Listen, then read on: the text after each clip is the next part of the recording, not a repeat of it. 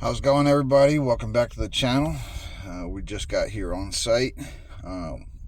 We're going to be doing a shed build, a 10 by 12. I'm going to show you a little bit about framing and building from the ground up, setting your foundation. This foundation we're going to be doing just a pier block.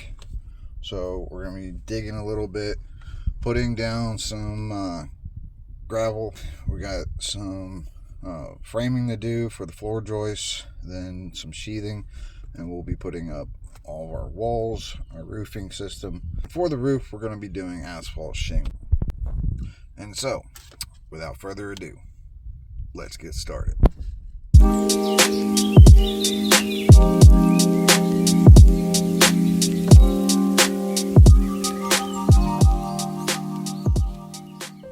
So materials have already been delivered about 30 minutes ago.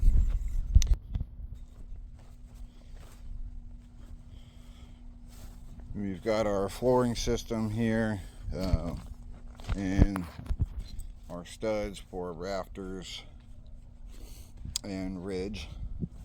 We have our 4x4x12 for the skids. So we're going to be doing some skids. This client requested radiant barrier sheathing. So that's what we're going to do on this one. We build sheds here custom to spec and client requests.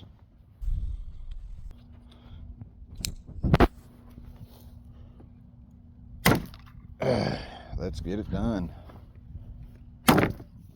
So the first thing we want to do is mark our property line, and in this area, of course, always check your local building codes and requirements, but here we want to be at least 10 feet off the property line. So for here we're going exactly 11 feet. So what we're going to do is we're going to mark our area with stakes. So let's get that done.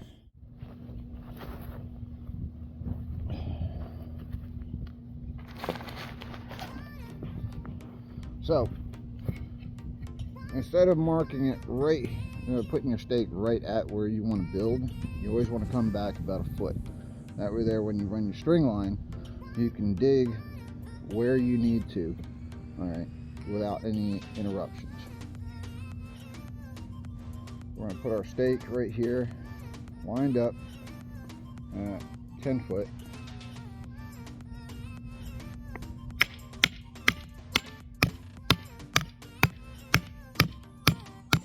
Come off a foot from where we marked, and we'll put the next stake right here.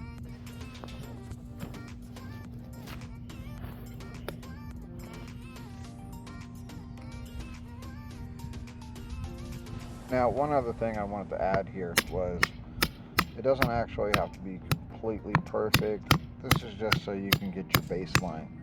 Of course, you're going to have some adjustments here and there, but other than that, you're just looking to get your base string line done.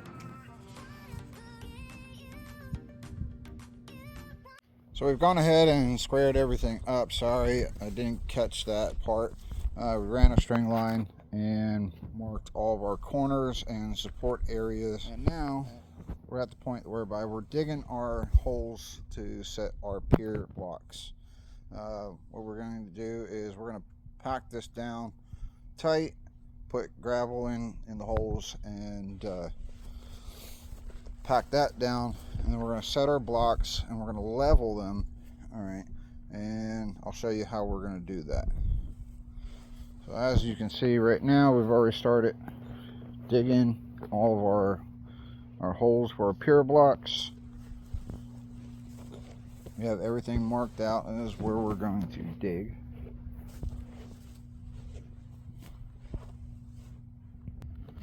And today's kind of a special day. Right behind me, you can see the sun. We're under a solar eclipse, the Ring of Fire. So it's a beautiful day. I'm enjoying this, doing exactly what I love to do.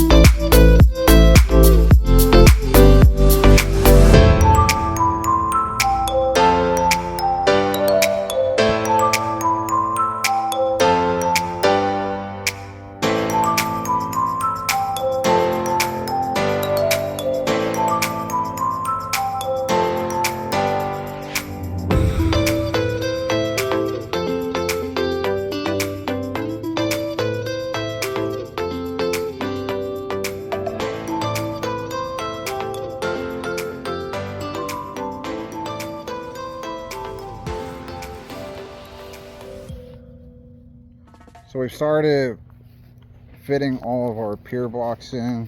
This is not going to be our actual height of the pier blocks. We're just making sure that we have room for the gravel and that they won't be sticking up too far above the ground, as per what the client requested.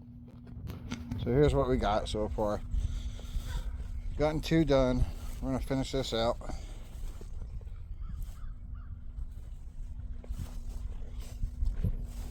I'm going to go ahead and get these done and then come back. So we're back on site today for day 2. Sorry, had to keep working yesterday. My battery died.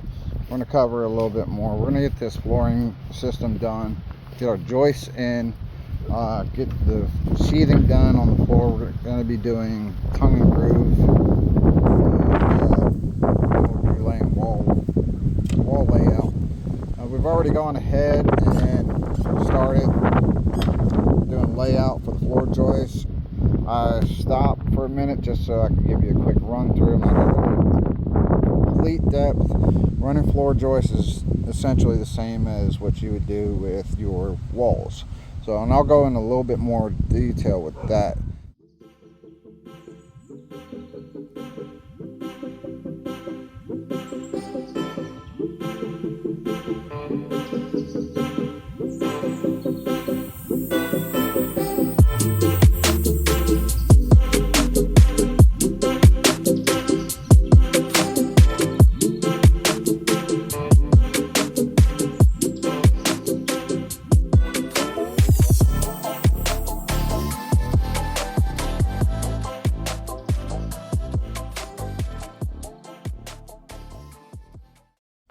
So I'll give you a little insight on our flooring. We went with OSB tongue and groove.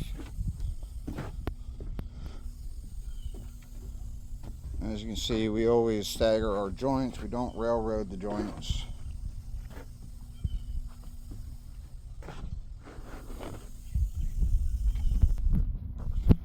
We have the 4x4x12 skids installed.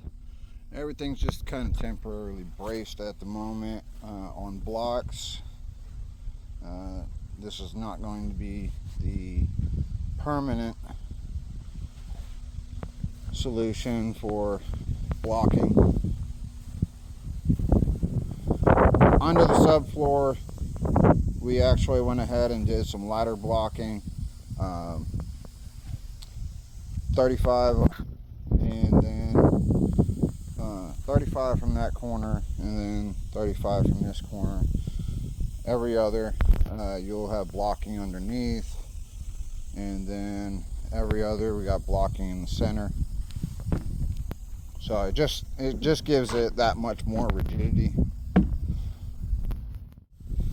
Alright, so we're starting to run layout on the walls, exterior walls, and sometimes you get wood that's bowed or bent slightly.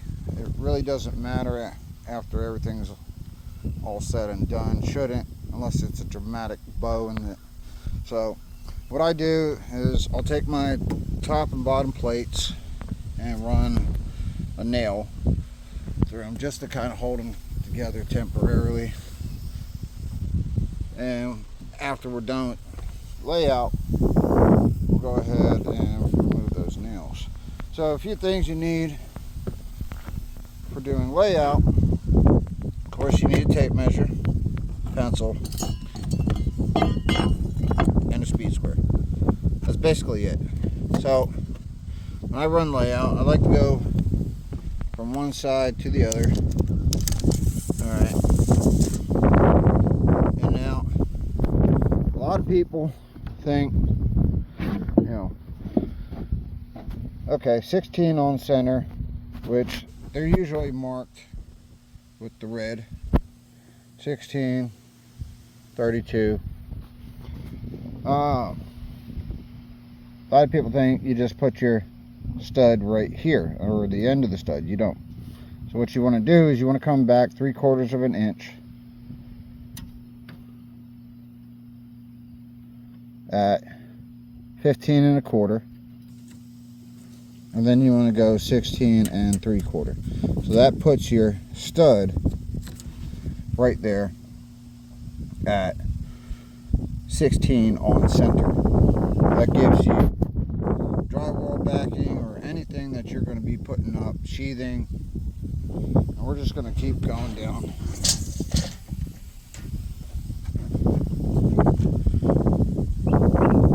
$31 1/4, 32 3/4 mark. Now our span is a 12-foot wall, so we should have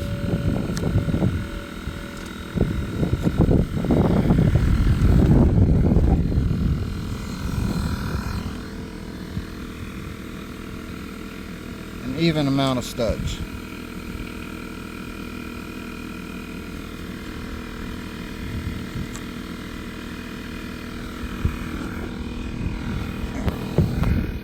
Went ahead and got all of our top and bottom plates marked out for where our studs are going to lay.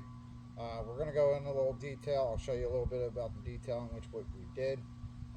Show you how our wall layout is, where our door opening or windows are going to be, and so forth. So without further ado, let me show you exactly what we're doing. So as you can see, where each stud lays, there's an X at. The X usually marks that it's a king stud. It goes from the bottom plate all the way to the top plate. Now this is going to be our bottom plate down here. As you can see, it rests right up against the wall, right up against the edge of our building. So if you come over here, you'll see, I haven't put the X's, but I know exactly where we're going to be. So we got studs every 16 feet. Now we have a 32-inch door. So what we're going to do is we're going to have a king stud or a full stud here, and then we're going to have a jack here, which our header is going to lay on. And then over here we have window. I got it marked center of the window. We're going to have a king, we're going to have a jack, and then we're going to have another jack for the sill plate. And then we just keep going on with our full studs. We have a wall that's going to have a double swinging door that's about 64 inches wide. Customer requested to have this done in case he decides to get a mower or for whatever large project he wants to haul in and out. So for this, all right, we're going to have actually 2 jacks supporting our header, and then we're going to have a king stud here, and then right here back on 16 OC or 16 on center, we're going to have another stud. And just a preference, I would like to have 2 studs here, not necessary. That's only just because of in case they ever want to do the interior, then they'll have at least 16 inches wide on center. Once again, not really needed, but just an added feature. Also, another note, just assuming you've never built anything before, all right, anytime you do your top and bottom plates and your studs, you always want to have the crown going the same way. All right, for me, I always do crown side up. I don't know if you can see it, but the crown is basically the curvature of the spine, in which it either goes upwards or it goes downwards. Let's see if I can catch that on camera, but you can see the crown side is curving outwards or upwards. And as you can see, the benefit of doing the 2 lines gives you exact placement of where your stud's going to be. For our framing, we are using 3-inch galvanized ring shank for our framing nailer. So we're going to go ahead and get this done.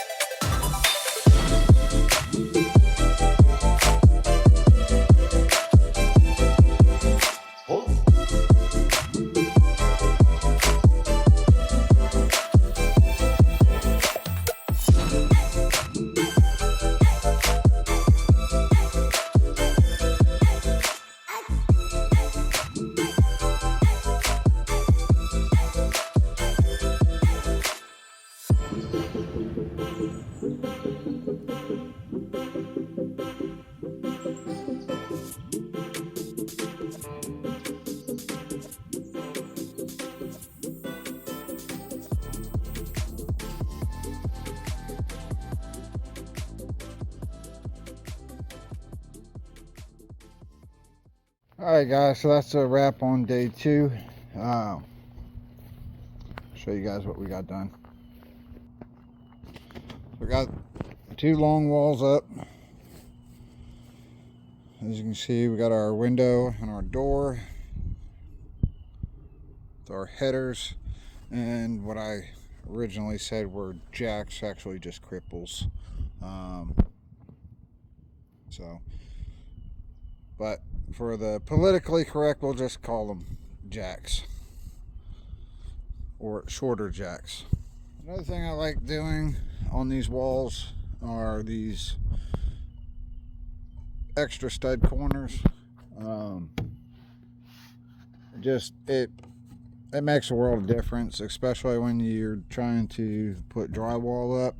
So now you got a corner here, and you're gonna have a stud here, and then it gives you drywall back in, and it doesn't mess up insulation because you can actually get back there and put drywall, not drywall, but you can actually get back there and put your insulation in. So I was kind of in a rush. I was getting a little tired, but we're gonna go ahead and do the same thing on here. I already did it over there. But yeah, that's a wrap on day 2. So tomorrow I expect to actually have the other 2 walls up and start doing the rafters for the gable roof. So, but there it is. We'll be back tomorrow. All right, guys, stay tuned.